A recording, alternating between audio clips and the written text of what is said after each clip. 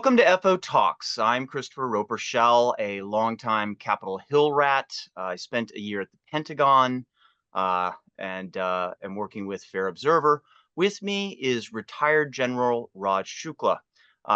He is retired Indian Lieutenant General who is a member of India's Union Public Service Commission, a constitutional body that selects officers for the government of India. Before UPSC, General Shukla commanded the prestigious Army Training Command.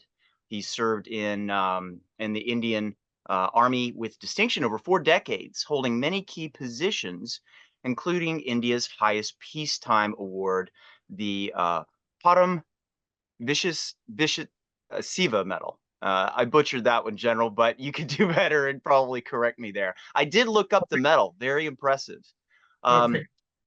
Raj is a scholar soldier. That's actually my interest here to a degree. You and I met a couple years ago in California. And one of the things that really took me was the fact that you were steeped in a lot of ancient texts on war and fighting. You were just extremely well read and well rounded. No doubt is that is reflected in the more than 50 articles, and you've given over 150 talks in India and abroad. So thank you for joining us, sir. Great pleasure, Christopher.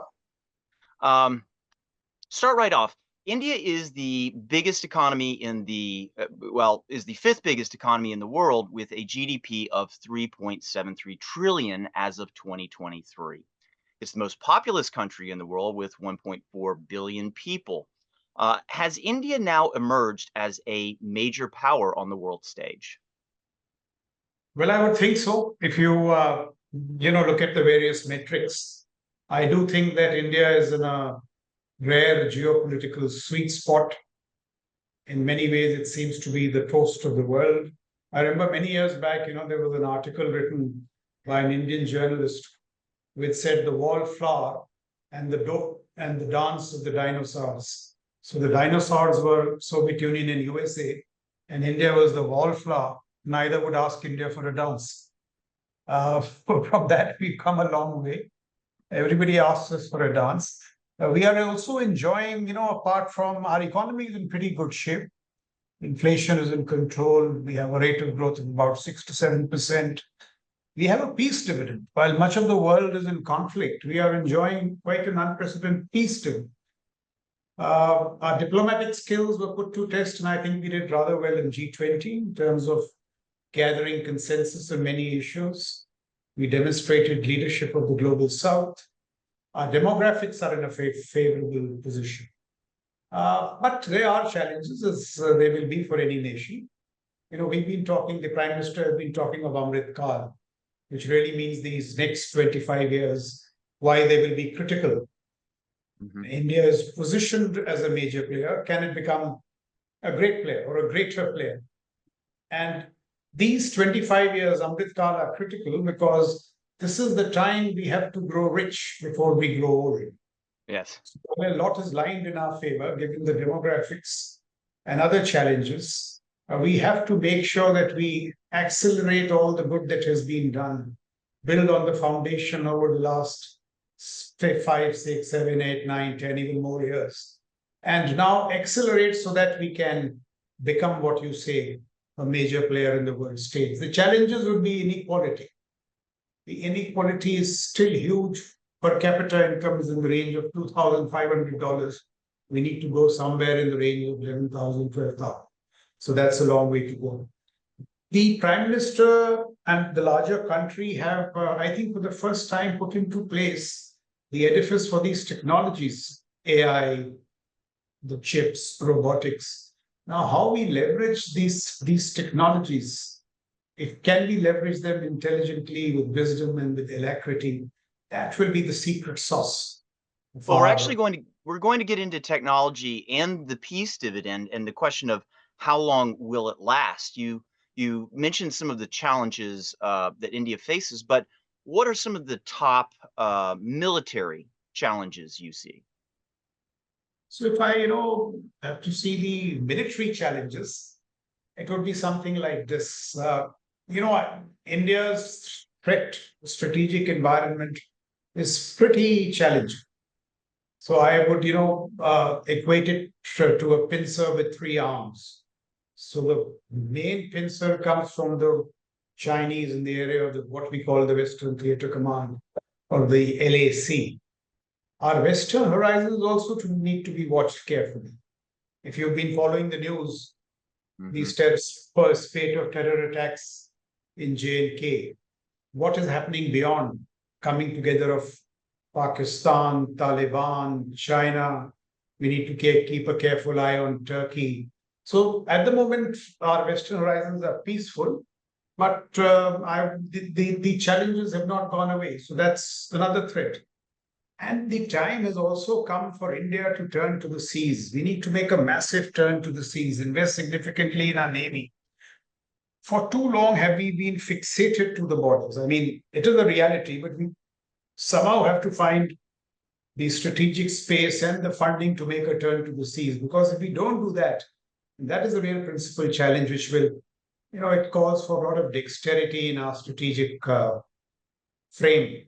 Because if we don't do that, the plan, the PLA Navy, which is already a 400 ship Navy, it's not been raised to, shall I say, patrol the Chinese coastlines. Once it breaks out of the first island chain, it's going to arrive in the IOR. And if Right. we And we're don't going to do get into something, that actually. So you're saying that a focus on India's navy is a challenge that if I needs may, to be if I may just addressed. complete. So these are the three pincers. And then there are the challenges in the emerging domains. I mean, today, space, cyber, EW, robotics, all that is driving, basic military potential. So if I may summarize, it would be like this. There are the challenges of territorial combat, which haven't gone away, LAC, LC. We need to reinforce. But our main challenges lie in terms of finessing our strategic deterrence. So emerging technologies. Look at, the AD posture. If you see what's happening in the Middle East and other places, we need a very vibrant AD posture, something to match the Iron Dome, the Arrow series, globally deployed sensors. Now, that is an area of weakness because it not only calls for hardware, it also calls for technology. And we also need to develop capacities and power projection. So, and turn to the seas will come from that. So those are our two principal challenges. Okay. Do, In my do, do you see any needed reforms? And most any military could use some reform. I know that India oftentimes suffers from a lot of bureaucracy. I don't know if that uh, you poorly know, impacts. of course we do. Having said what I said, we still have, if I may put it in another way, the challenges are China in terms of enormity, because the Chinese challenge is growing, it's not static. And the character of war challenge in complexity. Look at what's happening in Ukraine. Today, not an artillery round is fired without a reconnaissance drone. Look how space is being leveraged for targeting. Look how AI and robotics are affecting squadron company battles. Now, this is also something for the Indian military to catch up with. So, enormity and complexity. And in that sense, if you ask me, I do believe that, I don't think it's known to the world outside India, but we are in the process of, I think, our boldest, most transformative reforms since independence, given the Indian realities. For example, CDS DMA, the Chief of Defense Staff, has taken us 50 years to put in place. The Department of Military Affairs means the military has been finally integrated with the civilian setup. What we call Atmanirbharta in defense, our military industrial complex, which is being nursed in terms of, startups, private sector, so on and so forth. DRDO. I never thought DRDO will reform in my lifetime. That has started. Defense coming out of the, or shall I say, shadows of foreign policy, the new normals in our strategic outlook, what we saw in Balakot and Kailash. So a lot has been done. So if I may say, there was a time when global change in the strategic military domain would bypass us. Currently, we have begun to respond. What we need to do now is to reform sufficiently so as to drive the change. So you think So, there are a lot of positive reforms that are in absolutely, progress right now, lot of significant. cost. If you go through these things like CDS, DMA, DRD, all the things that I recounted, I Mhm. never thought they'll happen in my lifetime. They're Huh, happening. huh. So there are structural corrections, cultural transitions. A lot of reform is happening, but we need to step up this reform if we have to take care of the enormity, complexity paradigm that I Okay. outlined. Now, you just mentioned that India needs to pay more attention to its navy. But before we get there, I want to look at territorial problems. India has two nuclear armed neighbors, Pakistan and China. What are your thoughts on the possibility of a two-front war there? The war is a distant proposition. They are in active collaboration on a day-to-day basis. So there is no surprise there in terms of concepts, policy, strategic coordination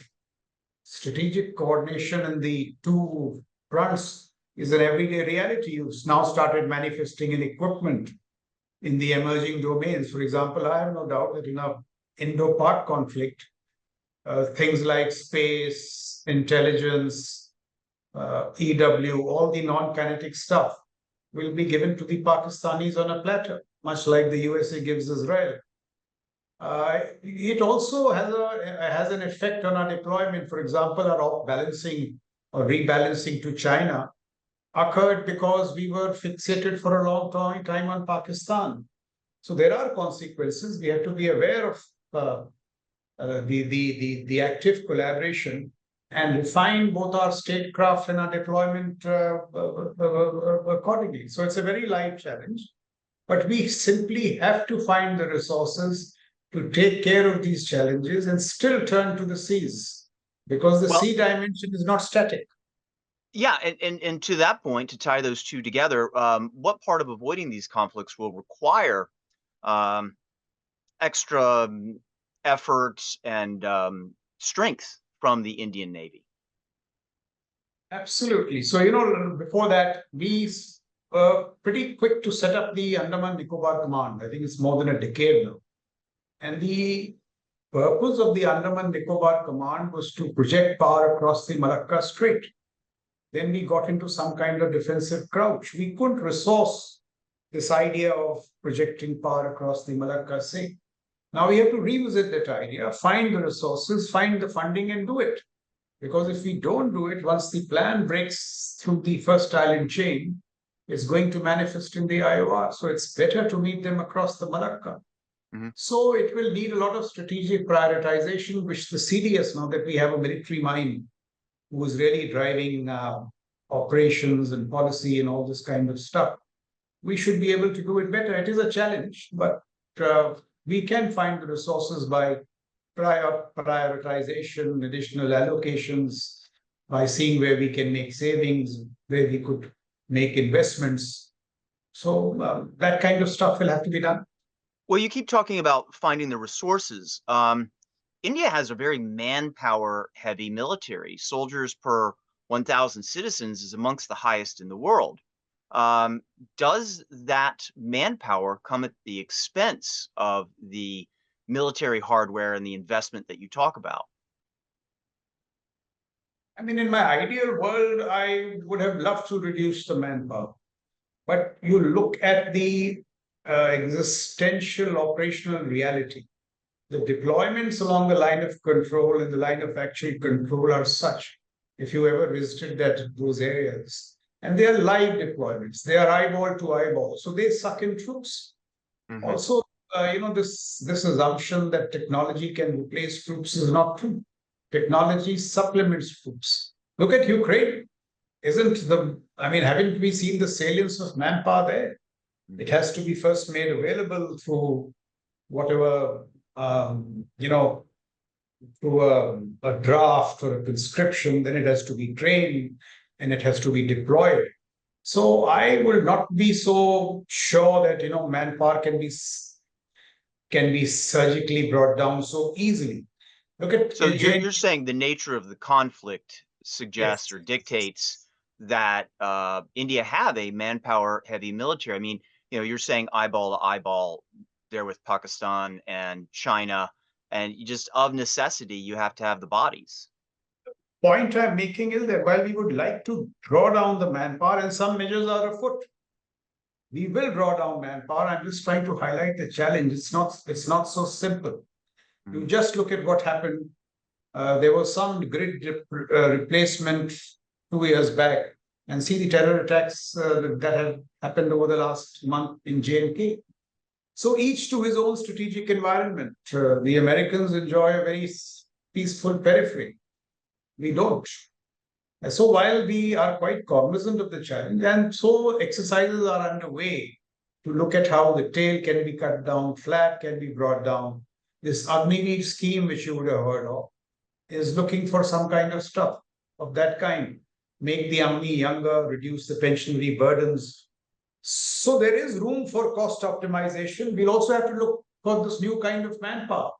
I mean, such cultural transitions, for example, if we have to develop capacities in space, cyber, so on and so forth, we will have to look at a larger civilian component. So Well, I'm let not me square a circle from what you said a moment ago. You said America enjoys pretty peaceful situation. You said very, we yeah, don't, but earlier very, you said that India is enjoying a peace dividend of a kind.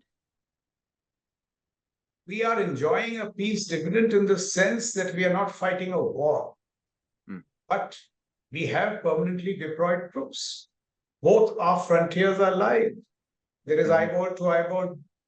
So a lot of those troops are going into creating the deterrence. And if those troops were withdrawn and deterrence would be weakened, we would head for conflict.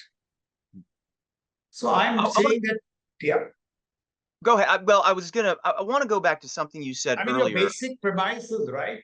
We have to get down our revenue budgets, which goes towards manpower, and see how we can devote more of that to capital acquisitions, that is capabilities and capacities. But given the Indian strategic environment, it's not easy. That's the point I'm making. Yeah, yeah, and I know a budget increase a year or two ago mostly went to pensions, as I was reading. So you're going to have to free up the money for let's just talk about innovation. That was something you brought up earlier about technology. I mean, one, how do you free up the money for that? And two, what role do you think that will play in India's military development? So, see, our whole Atmanirbharta and defense is premised on innovation. Let me quote the Prime Minister to you. He says the principal purpose of Atmanirbharta, which is self sufficiency in defense, is to liberate the forces of innovation, energy, and enterprise from the scourge of process and procedure. So we really have to get, if we have to get innovation, energy, enterprise in, which is startups and the private sector who will give us innovation, the next phase of India's evolutionary growth will have to come from them, and less and lesser reliance on what we call the DPSUs, the public sector units, which have not been able to deliver on India's military needs. Look at global metrics. Look at the partner of US Spacecom is not Boeing, not Lockheed, it is Elon Musk. So So this you may have innovation. answered my next question. In looking at the DRDO budget, the Defense Research and Development Organization budget, which is military tech, right? The investments to me seem relatively small, and my belief was that that's the future of the Indian military in a way. But you're saying it won't come from in-house; it will come from the private sector and develop those into military technologies. So there are, see, two, three issues. One is the amount that you spend on R&D. You guys spend $700 billion a year.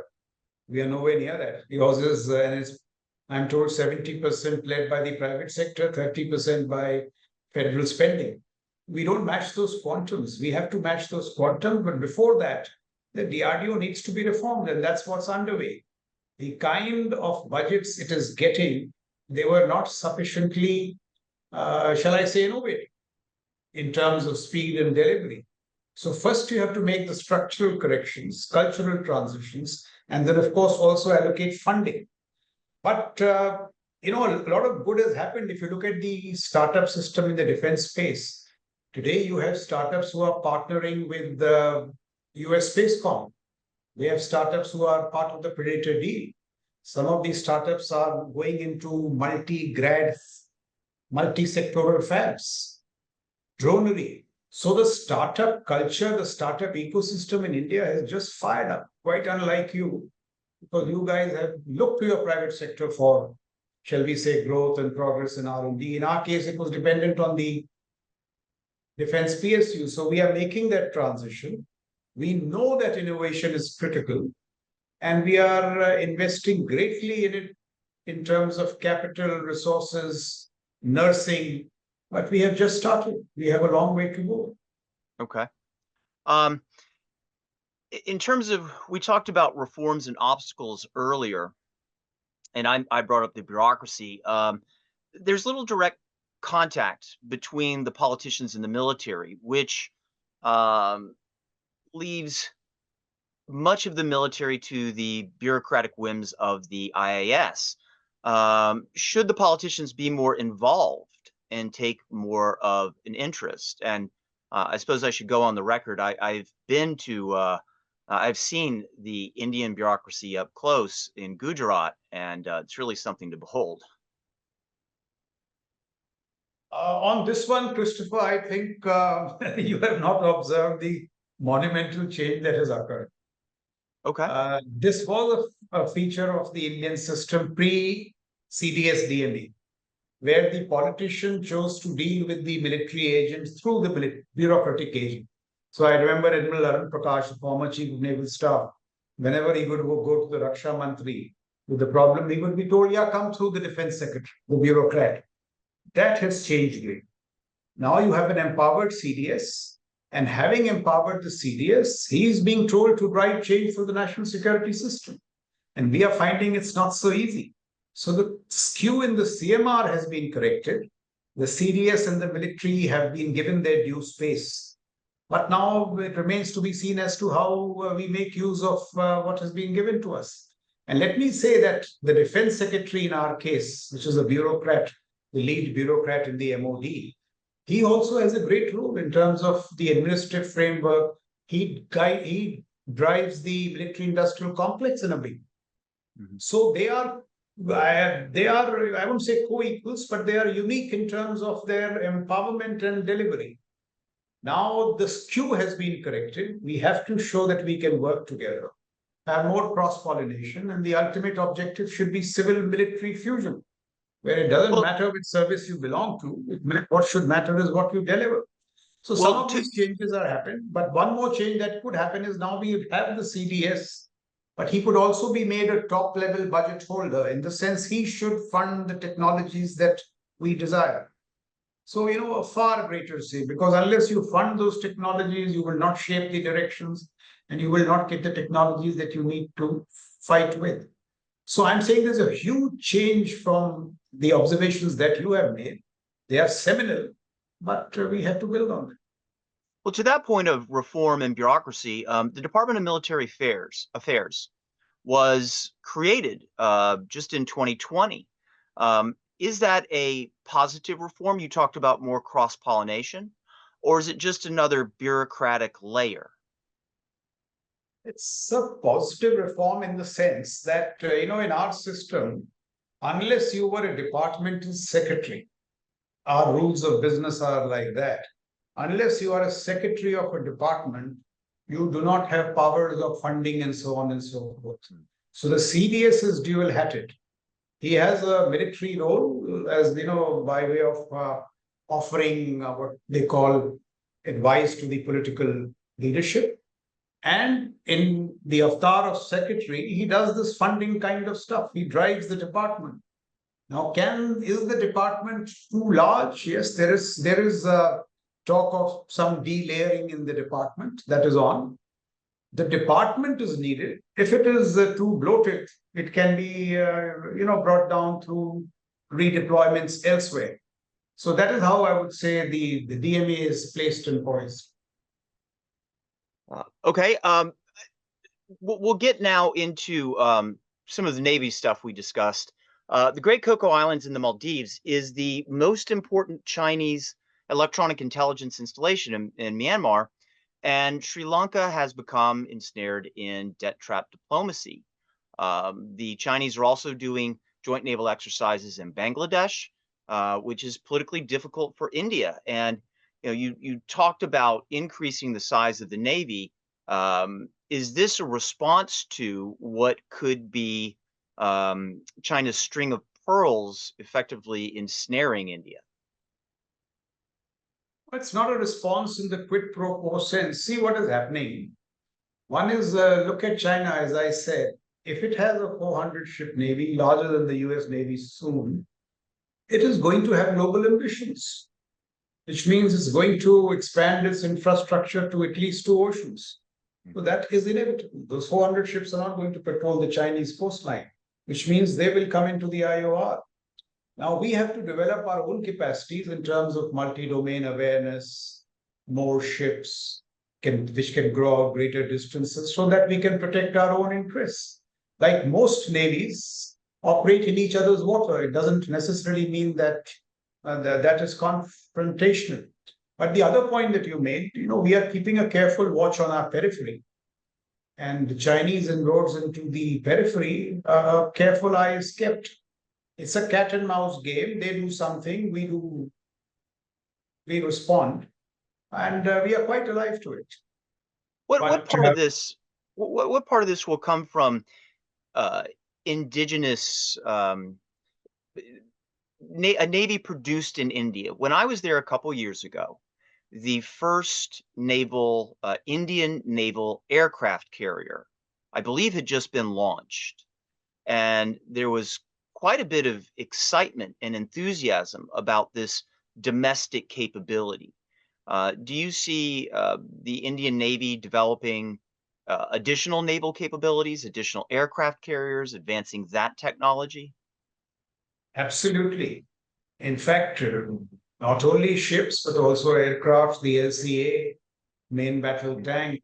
So a very concerted endeavor is being made. That is the whole story of Atmanirbharta in defense. But as you know, defense is not easy. So we have to move from mere transfer of technologies to knowledge transfer.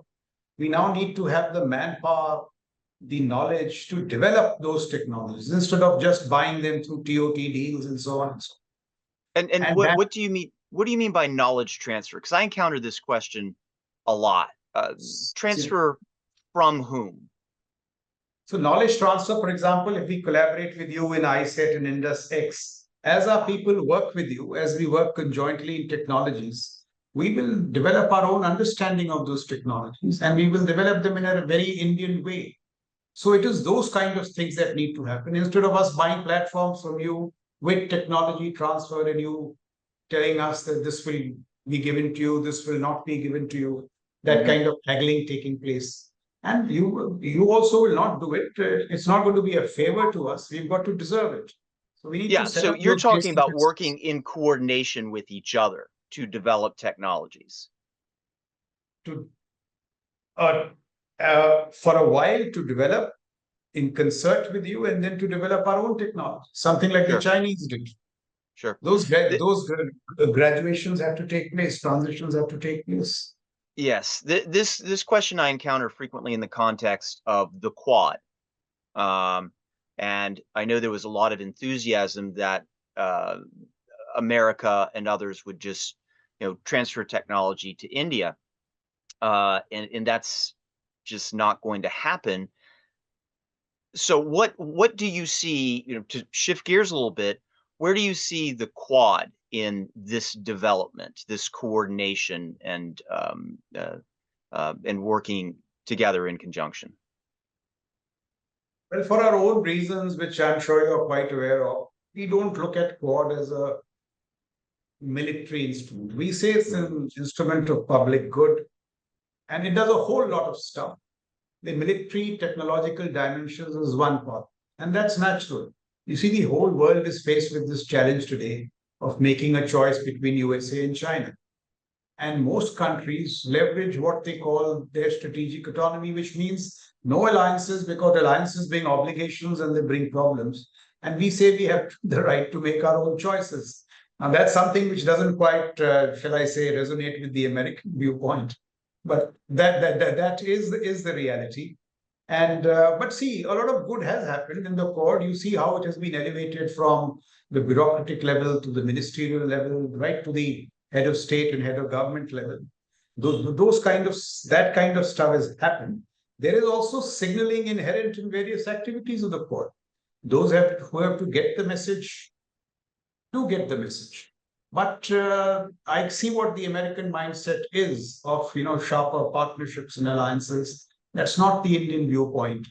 So it's pointless my arguing for that. But I would just say that a technologically enabled Indian military is in the American self-interest. So consider that proposition without demanding from us that you do A, B, and C, because given the realities, it's not going to. That may be a smarter way of doing it. It's also my sense that people in government on both sides understand this and are finding ways to work through this. You said given the realities. Any particular realities? The reality is that strategic autonomy is deeply ingrained in us and many other countries. I'll give you one example. Indonesia has, of course, signed up for the BRICS, but it has also signed up for OECD. Mm-hmm. They are a member of the OECD, is also BRICS, because they don't want to make these dramatic choices between USA and China. Mm-hmm. Now, the world is heading to such a conflictual phase that you are also perhaps right in demanding that you make those choices. And yet there will be countries like Indonesia and India who prize their strategic autonomy and say that we will make those choices when we deem fit in our own self-interest. Mm-hmm. Now, in terms of furthering this military growth, I was looking at Indian military budgets, and 2025's projected budget is 1.9% of GDP, which is less than 2024's budget of 2.08. Why did it decline? And is a military budget of roughly 2% enough? Roughly 2% of GDP. You see, insofar as budgeting is concerned, we need to look at two things. One is you look at, let me illustrate this with an example. So the Americans spend about $950 billion on defense. The Chinese spend somewhere in the region of 300, 350, maybe more. And India is spending about 95 billion. So the defense differentials are similar, 3:1 between America and China, China and India. Yet why is China, shall I say, exuding far greater displacement anxiety in Washington than India exudes in Beijing? Well, there are a lot who would say that a good chunk of the actual Chinese military budget is sort of a black budget. Yeah, so I'm coming to that. So the first point is that within similar defense budgetary differentials, if China is generating greater displacement anxiety, it means that it is more efficient. So we first need internal reform, and that's why all those reforms that I spoke about are ongoing. Atmanirbharta, defense, technology, innovation, these things were not happening in the past. So that's one piece. The other piece is, you're absolutely right, China, despite a tottering economy, 3% or so is the growth. They this year grew their defense budget by 7.2%. So India needs to consider increasing its defense budget so that you structure deterrence. People say deterrence is costly. I say wars are costly. So there is a logic to that, but now it has to be persuaded. The monies have to be found because there are a lot of other challenges too. And one larger problem is this is across the world. You see, what happens is when we view defense spending as percentage of GDP, you are looking purely from an economic lens. You are assuming that geopolitics is constant, which is not. So we also need to reconsider. So do perhaps you. Now, if you are not finding the military bandwidth to operate in 2 to 3 theaters, perhaps there's a case for increasing your budget too. But where do you find the money? You've got $35 trillion in debt. So all countries have this problem.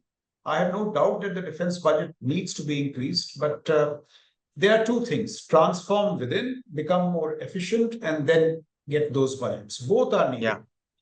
And In fact, talking about multiple theaters, I can't remember if it was in the late aughts or the early tweens and teens.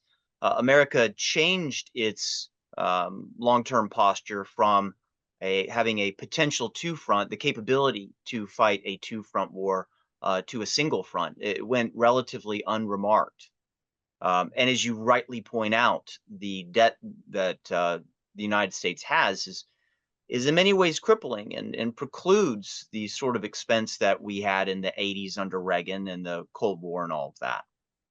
But both of us need to remember the wisdom of President Roosevelt, who said that we must nurse the arsenal of democracies. You have to find the money to fund your military instruments. If you don't do that, see what's happening to the West in Ukraine. When Advika fell, I recall your CIA director, Burns, he said an audit was carried out of 2 Ukrainian brigades. One had 15 artillery rounds, the other had 42 mortar rounds. And that's the reality. Yeah. The weakening arsenal of democracy is causing problems. So we do need to find the money, especially when geopolitics has moved from the economy stupid to national security stupid. So these are larger arguments that have to be made and understood. I am a believer that we need to increase our defense budget. We have to make persuasions so that we can convince the powers that be. And aside from the territorial or issues in India, fights, skirmishes, frozen conflicts, you find that the additional money and the investment in the Navy is one of the ways you can counter China's encroachment, because, and here you know much more than I do, but it seems to me that China is increasingly operating in your backyard. Yeah, so obviously there's no denying the fact that China is a threat. And look at the budgetary differential. Ours is $100 billion. American enterprise assesses Chinese military spending to be $700 billion. So the lag is huge. Yeah. Now, can we find asymmetric ways of addressing China? There are. I mean, look at Iran, a country under sanctions, has leveraged asymmetricity pretty smartly. So I'm saying there is no one answer. There are multiple solutions. It will have to be a mix of reform, asymmetricity, innovation, also spending. It is a composite mix, and that is the real challenge in national security today. So I want to ask you one last question. When we had that wonderful breakfast out in California, you struck me as a sort of philosopher warrior. And my experience with a lot of military people and even senior military people is that they don't possess that breadth of history and knowledge. Whereas the impression I got from you is that you viewed it as indispensable. How has that academic interest, that historical interest, how has that helped you in your career and develop your outlook? And do you view it as indispensable as a part of what you've done? Absolutely not me. There are many like me. You come to India next, I'll introduce you to them. There are many. But you make a good point. You see, this Henry Kissinger said that geopolitics must flow in the veins of military officers. It must. Without a larger understanding of geopolitics, technology, you cannot get your operational tactical piece right. So here, these oxymorons come in the way. Thinking general. I mean, it's an oxymoron. What general if he can't think? Soldier, scholar. What is the contradiction? Somebody said, I think it was a Britisher who said that a country which draws a very sharp line between its scholars and its warriors will have its thinking done by cowards and fighting done by fools. So I'm saying, why the distinction? There should be no need. Now there have been a lot in the military who have mentored me. I've learned from them, Indian military. Learned from them. They've encouraged me, mentored me, inspired me. So I can rattle off so many names: General Vast, General Sundarji, General S.K. Sinha, Chief Marshal Katre, Admiral Arun Prakash. So perhaps you need to meet when you come. Well, I think I've met General Sinha, but yeah, So I mean, a soldier has to be well read. Why shouldn't he be? Just like a diplomat has to be well read, a yes, doctor has to be well read. It is essential. There can be no generalship if you aren't well read. After yeah. all, the decisions that you make in those ranks are perhaps weightier than what diplomats make and doctors make. So I have a quarrel with the fundamental premise that why should it surprise you if a soldier is well read? He ought to be well read. Well, General, let me say, I don't know if surprise is the right word. It impressed me. Yeah, all right. You know, even in this conversation, No, he will pull quote. I'm reinforcing what you're saying. Yes, But like in the American military, there have been some very sharp minds, some very good people. And there'll be all kinds. But I would once again say, I heard this in India also, as a soldier, you are well read. I have a quarrel with that phraseology. Why should it be so? You yeah. don't get surprised if you run into a civil servant who's well read, diplomat who's well read. So, no, now being well read doesn't mean that you're not good in your primary wares. No, war fighting, whatever stuff you do. So Well, it has to be a smart combination of both. yeah, it wasn't just that you were right, it was the breadth of what you Yes. knew. And that seems So to infuse your way of thinking about things. thank you for the compliment. I mean, and so let me say on this score, the current CDS is putting a lot of store on professional military education. We have these new capsules of future wars, technologies. Our staff college is they are setting up a division which will look at integrated warfare. We are also taking steps. We are looking at our own cultural wisdom, what we can glean from our cultural texts so as to evolve a Indian way of war. So the intellectual dimension is a constant process, and we do work quite intimately at that, as would perhaps most militaries. The American military is pretty well read. A lot of good officers. General Mattis, Mark Milley is Yes. pretty sharp. Patriots. So, Yes. all military has that. Yeah, Yeah. for sure. Well, sir, we'll wrap up there. I want to thank you for your time. It's also just good to see you. Great pleasure, Christopher, seeing you, speaking to you. I thoroughly enjoyed this conversation Me and look too. forward to your coming to India. Thank you so Yes, much. sir. We'll talk soon. Great pleasure. Bye. See you then. Join the conversation at Fair Observer and subscribe to our YouTube channel.